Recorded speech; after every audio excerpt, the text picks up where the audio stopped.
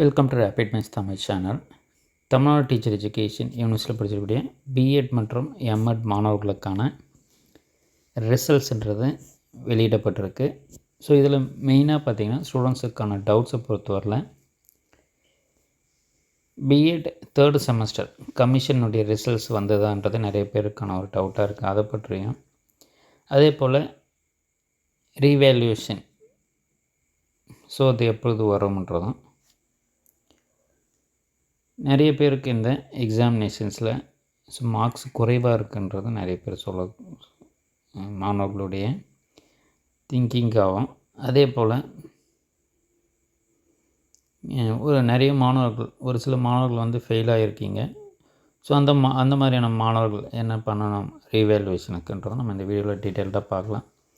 நம்மளுடைய சேனலை மறக்காமல் சப்ஸ்கிரைப் பண்ணிக்கோங்க. பிஎட் மாணவர்களுக்கான அனைத்து தகவலும் தொடர்ந்து கொடுத்துக்கிட்டே இருப்போம். ஸோ அதே போல் இந்த அகாடமிக் இயரில் நீங்கள் பிஎட் முடித்த ஸ்டூடெண்ட்ஸ் எம்எட் ஜாயின் பண்ண விருப்பம் இருக்கவங்க ஸோ நம்மளுடைய சேனல் காண்டாக்ட் நம்பருக்கு நீங்கள் காண்டாக்ட் பண்ணுங்கள். ஸோ உங்களுக்கான எம்எட்டுக்கான கைடன்ஸ் நம்ம தொடர்ந்து கொடுத்துக்கிட்டே இருப்போம். எம்எட் அட்மிஷன் தேவைப்படுறவங்க நம்மளுடைய சேனல் காண்டாக்ட் நம்பருக்கு டைரெக்டாக காண்டாக்ட் பண்ணலாம். So BEd third semester commission ரிசல்ட்ஸை பொறுத்தவரையில் உங்களுடைய ஃபோர்த்து செமஸ்டர் ரிசல்ட்டு கூடயே தான் பார்த்திங்கன்னா இந்த தேர்டு செமஸ்டருக்கான ப்ராக்டிக்கல் கமிஷனுடைய மார்க்ஸுமே கொடுத்துருப்பாங்க. ஸோ செப்ரேட்டாக வந்து அது ஒரு தனி பிடிஎஃப்லேயும் அதே போல் ஃபோர்த்து செமஸ்டருக்கான மார்க்ஸ் வந்து தனியாகவும் உங்களுக்கு வந்திருக்கு. ஸோ அதால் பிஎட்டுடைய தேர்டு செமஸ்டர் ப்ராக்டிக்கல் மார்க்ஸ்ன்றது ரிசல்ட்ஸ்ன்றது வெளியிடப்பட்டிருக்கு. ஸோ இது நிறைய மாணவர்கள் வந்து கேட்கக்கூடியது எங்களுக்கு வந்து இந்த ரிசல்ட்ஸை வந்து சொல்லலை காலேஜில்ன்றது. ப்ராக்டிக்கல் எக்ஸாமினேஷனை பொறுத்தவரையில் பிஎட் ப்ராக்டிக்கல்ஸை பொறுத்தவரையில் எப்போதுமே ஆல் பாஸ் தான்.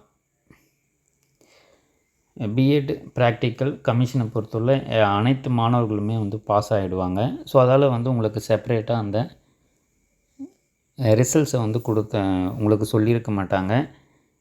தியரிட்டிக்கல் மார்க்ஸ் மட்டும்தான் உங்களுக்கு ஃபோர்த்து செமஸ்டர் சொல்லியிருப்பாங்க. ஸோ இது ஏன் சொல்லலைன்னா ப்ராக்டிக்கல் எக்ஸாமினேஷனை பொறுத்தவரை எல்லாருக்குமே அந்த பாஸ் மார்க்ன்றது வந்துட்டுருக்கும். அதால் யாரும் அதை கன்சிடர் பண்ணி உங்களுக்கு பாஸ் மார்க்ன்றது சொல்ல மாட்டாங்க. அதால் ஃபோர்த்து செமஸ்டர் பொறுத்தவரையில் உங்களுக்கு மார்க்ஸோடு உங்களுக்கு மென்ஷன் பண்ணி சொல்லியிருப்பாங்க. அதே போல் நிறைய பேருக்கு வந்து டெம்ப்ரவரி மார்க்ஸ் ஸ்டேட்மெண்ட்ஸ் கிடைக்குமான்னா டெம்ப்ரவரின்றது நீங்கள் உங்களுக்கு ரிசல்ட்ஸுடைய பேஜை நீங்கள் ஒரு கன்ஃபர்மேஷனுக்கு நீங்கள் எடுத்துக்கலாம். அதை வந்து நீங்கள் உங்கள் பிரின்ஸிபல்கிட்ட ஒரு சீல் அண்ட் சிக்னேச்சருக்கு நீங்கள் ஒரு பர்பஸ் பாஸ் ஆகிட்டேன்றது ஒரு பர்பஸ்க்கு அந்த ரிசல்ட்ஸ் கேலியை நீங்கள் நீங்கள் உங்களுடைய பிரின்ஸிபல் சைனோடு நீங்கள் வாங்கிட்டிங்கன்னா அதுவே போதும் டெம்பரவரியாக. ஸோ அதை வச்சுட்டுமே நீங்கள் எம்எட்டை ஜாயின் பண்ணலாம். ஸோ அப்போ மார்க் ஸ்டேட்மெண்ட் வரத்துக்கு பார்த்திங்கன்னா மினிமம் 1 or 2 months வந்து நம்மளுக்கு ஆகும்.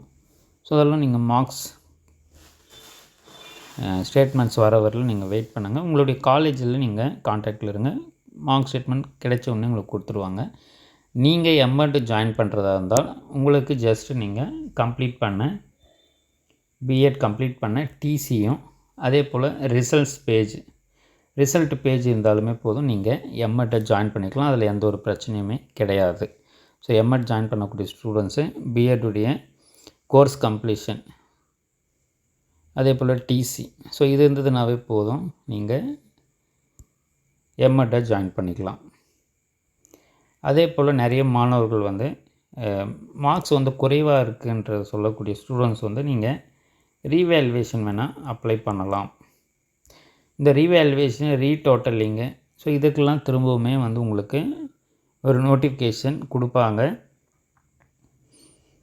அப்போது நீங்கள் வந்து உங்களுடைய காலேஜ் வழியாக அதை நீங்கள் அப்ளை பண்ணணும். ரீவேல்யூவேஷன் ரீடோட்டலிங்கு ஸோ இதற்கெல்லாம் ஒரு 2 weeks வித்தின் 1 or 2 weeksக்குள்ளே உங்களுக்கு இந்த டீட்டெயிலெலாம் கேட்பாங்க. உங்களுடைய காலேஜஸை நீங்கள் காண்டாக்ட் பண்ணுறது நல்லது. அதில் மெயினாக பார்த்திங்கன்னா நிறைய மாணவர்கள் வந்து நான் எக்ஸாம் எழுதியிருக்கேன் ஆனால் எனக்கு வந்து ஆப்சென்ட்டுன்னு வந்திருக்குன்னு சொல்லக்கூடிய ஸ்டூடெண்ட்ஸாக இருந்தாலும் சரி, இல்லை நான் வந்து ஹால் டிக்கெட் எனக்கு வரல, ஆனால் எக்ஸாம் எழுதினேன், பட் எனக்கு ரிசல்ட் வரல. ஸோ இந்த மாதிரி எக்ஸாம்ஸில் ரிசல்ட்ஸில் உங்களுக்கு இஷ்யூஸ் இருந்ததுன்னா, எந்த இஷ்யூஸுமே நீங்கள் உங்களுடைய காலேஜ் வழியாக தான் இதெல்லாம் நீங்கள் யூனிவர்சிட்டிக்கு நம்ம தெரியப்படுத்த முடியும். அதால் உங்களுடைய காலேஜஸ் இது மாதிரி எக்ஸாம் ரிலேட்டடான இஷ்யூஸ் இருந்ததுன்னா உங்கள் காலேஜில் நம்மகிட்ட நீங்கள் கிளியராக அதை கம்யூனிகேட் பண்ணிவிடுங்க. உங்களுடைய ரிஜிஸ்டர் நம்பர், அதே போல் ஸ்பெல்லிங் மிஸ்டேக்ஸ் இருக்குது உங்களுடைய ஹால் டிக்கெட்டில் ரிசல்ட்ஸ்லன்னா ஸ்பெல்லிங் மிஸ்டேக்ஸையும் நீங்கள் பார்த்துக்கிட்டு இது மாதிரி இஷ்யூஸ் எக்ஸாம் ரிலேட்டட் இஷ்யூஸ் இருக்கிறது எல்லாமே நீங்கள் காலேஜில் தான் இன்ஃபார்ம் பண்ணணும். ஸோ அதால் கமிஷன் ரிசல்ட்ஸை பொறுத்தவரை ப்ராக்டிக்கல் 3rd செமஸ்டர் பொறுத்தவரை யாரும் கவலைப்பட தேவையில்ல. அது மேக்ஸிமம் நீங்கள் எல்லோரும் பாஸ் ஆனதால் உங்களுக்கு அதை மென்ஷன் பண்ணலை. ஸோ அதால் அதை மட்டும் நீங்கள் ஞாபகம் வச்சுக்கோங்க.